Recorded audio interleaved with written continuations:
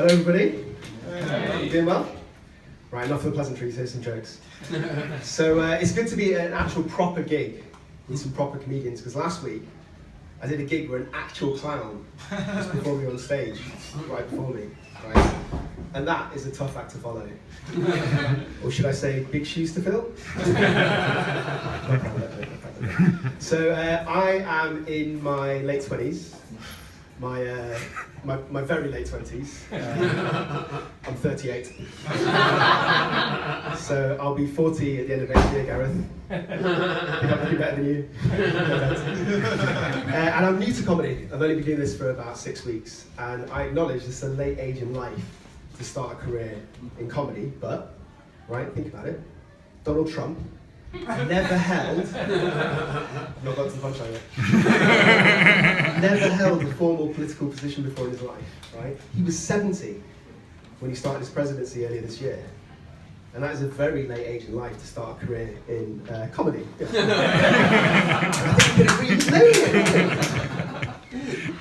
me. So speaking of gay uncles, I too have a gay uncle.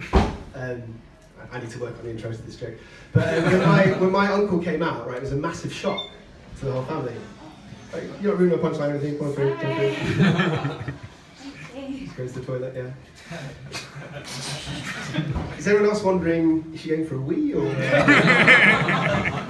Anyway, so when my gay uncle came out to my family, it was a massive shock, right? But in retrospect, there were signs, like he was really good fashion sense, always going to the gym, loved theatre, and we should have put two and two together. We should have thought, well, his boyfriend's obviously gay. So my uncle grew up in the 60s, and he's always talking about how it was a different time back then. You know, neighbours knew each other and trusted each other. Kids could go out playing really late at night without checking in with their parents. You could leave your front door unlocked. And I have to say, it does sound like a good time to grow up, I think. Especially if you're a burglar or a paedophile. Optimal conditions.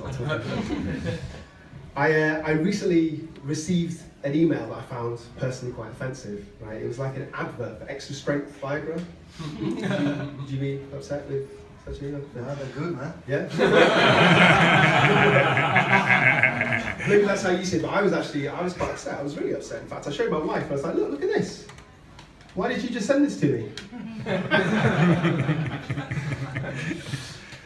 So I know what you're thinking. You're thinking, just hurry up and do some jokes about being Asian, right? Do the impression of one of my parents, maybe an accent, insinuate that everyone's racist, yeah? But I'm not going to do that, because first of all, I'm too original for that kind of material. And secondly, for you to even assume that means you're all racist. So shame on you, shame on you.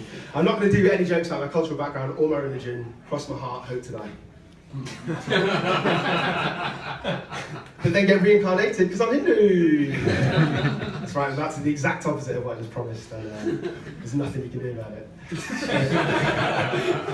So just to be clear, I'm Asian but I'm Hindu, so you know. I'm one of the good ones. I mean, I'm saying that I'm Hindu. I was raised by 2 Hindu parents to be Hindu. But ever since I've been old enough to really think for myself, I've been more kind of Hindubious. Don't believe in God, don't believe in an afterlife, don't believe in reincarnation. I'm kind of like a nihilistic atheist who believes that after death, there's nothing but an eternal, black, empty nothingness. Now I can see I've kind of killed the comedy right now, which is interesting because those same comments got me sacked at my job for the Samaritans. I cut their call rate down by 50% in 1 week. I obviously killed so many people. And if I was going to pick a religion, it would be Hinduism, right? And it's partly because, you know, my parents are Hindu, and it's partly because it's a very spiritual religion. But the deal breaker is going to be, we've got a god with an elephant head. People say that India's not progressive, right? Trump, great comedian, he's trying to ban transgender people from entering the military. We've got a trans-species god, and we've had it. That is progressive. And his name is class. Thought you know. Ganesh, yeah, his name is Ganesh. And there's different versions of the story as to how he ended up with an elephant head.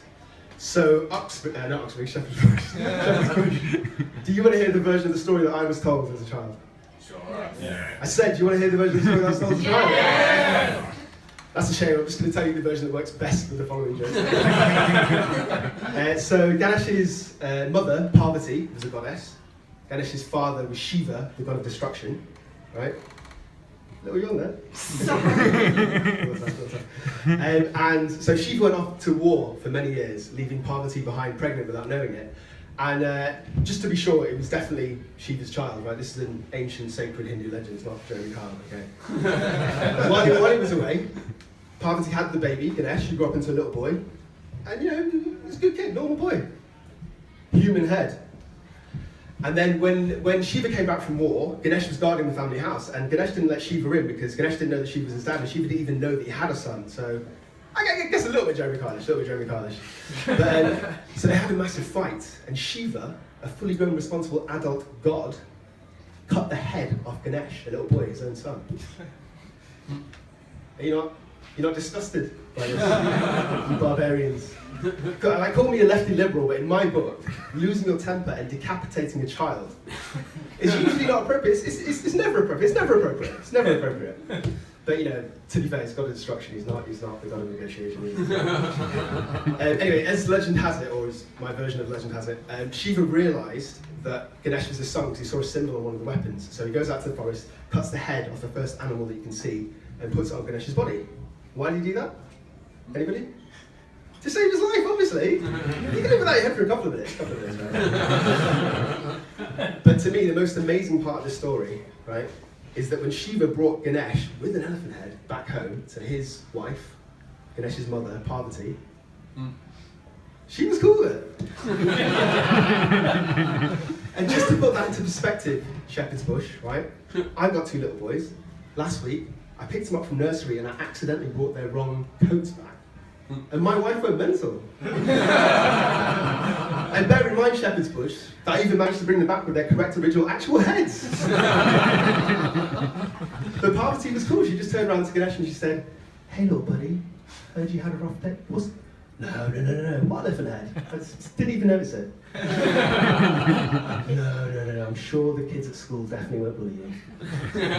Anyway, bedtime. Go upstairs and don't forget to brush your tusks.